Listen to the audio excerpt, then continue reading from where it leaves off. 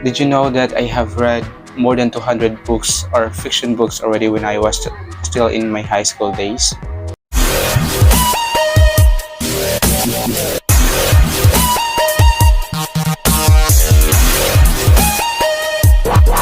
Hello guys, welcome back again sa aking channel. So for today's video, pag-usapan natin is how can we learn English? Have you ever asked yourself, how can I learn English? Like most of us, they're asking question, how can we learn English in a fast manner? So when I was still in high school, I remember my teacher in English. She told me that there are 4 main skills to focus on in order for us to learn English. The first one is the reading skill. The other one is the writing skill. We also have the listening skill. We also have the speaking skill. So kapag sinabi natin speaking skill, so ito yung nagkipag-usap tayo sa kapwa natin gamit yung English as the mode of interaction. So we converse with other people using the English as our mode of interaction. So we can also practice in order for us to develop our speaking skill. We can also practice conversing with our friends or colleagues or classmates para ma-enhance pa natin yung pagsasalita natin ng English. We can also practice English in an English speaking environment, obviously, mostly sa sa classrooms natin or sa school.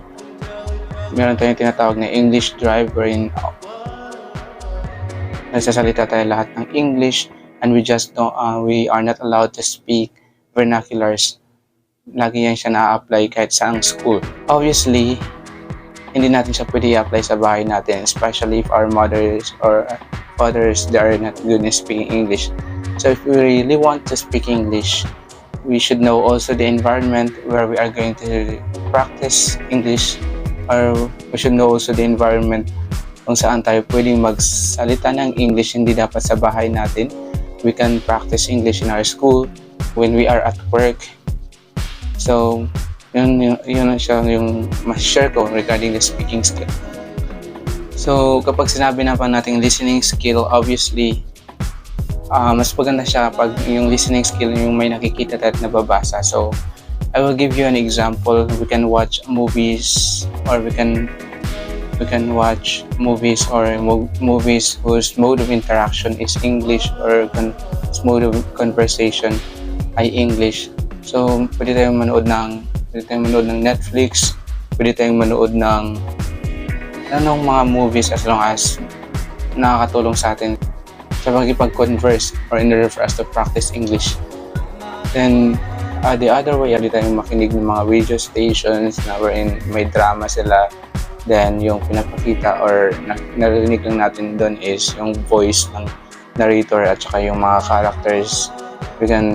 Or mga podcast, pwede tayong makinig sa mga inspirational quotations or inspirational talks nila. So doon pwede tayong maka-learn ng English. So that's how I learned to speak English as well. So through listening skills. Then I used to watch movies also na wherein they're using English as their mode of interaction or conversation. And then the next one that I'm going to share to you guys is the reading skill, which is one of the 4 main skills that we need to focus on in order for us to learn English. So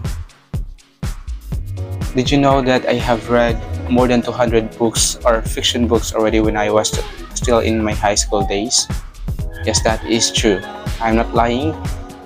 I used to read fiction books, or in a week I have read at least 3 fiction books.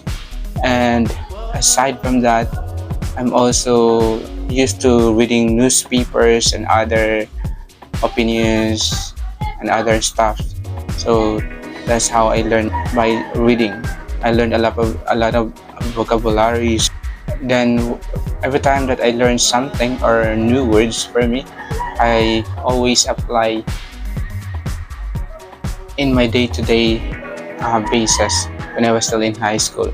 So every day I must be able to get also a phrase or a word that I can learn sa mga fiction books na binabasa ko. So that's how I learn.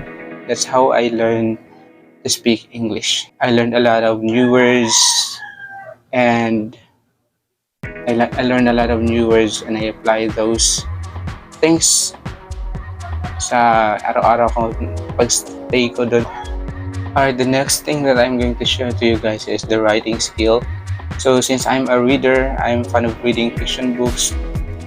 And the next thing I did, because I was inspired by how they write their books. So, ginawa ko, naging writer din ako in my own.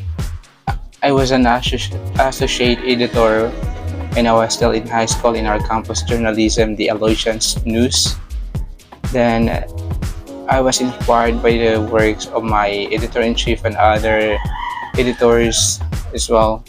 I was given the chance to grab the opportunity to be an associate editor. In-embrace ko siya, then pinaktis ko kung ano yung function as an associate editor.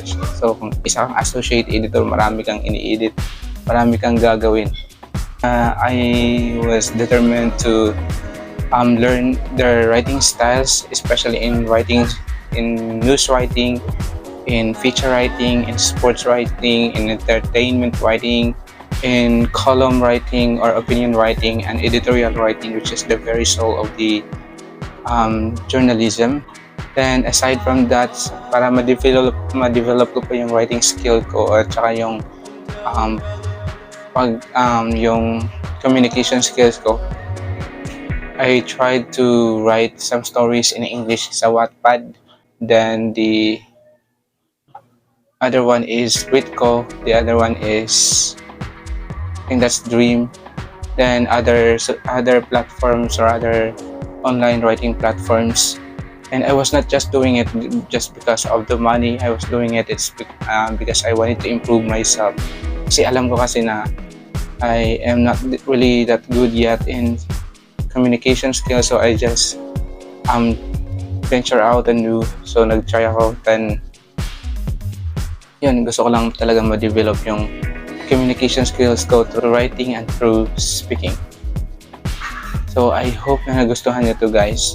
And take note, the most important tip na ibibigay ko sa inyo is accept mistakes. So alam ko na when you speak, when you try to improve yourself, and when you try to speak in English, in an English speaking environment, so may mga tao na i-criticize kayo, may mga tao na sabihin mali yung grammar nyo.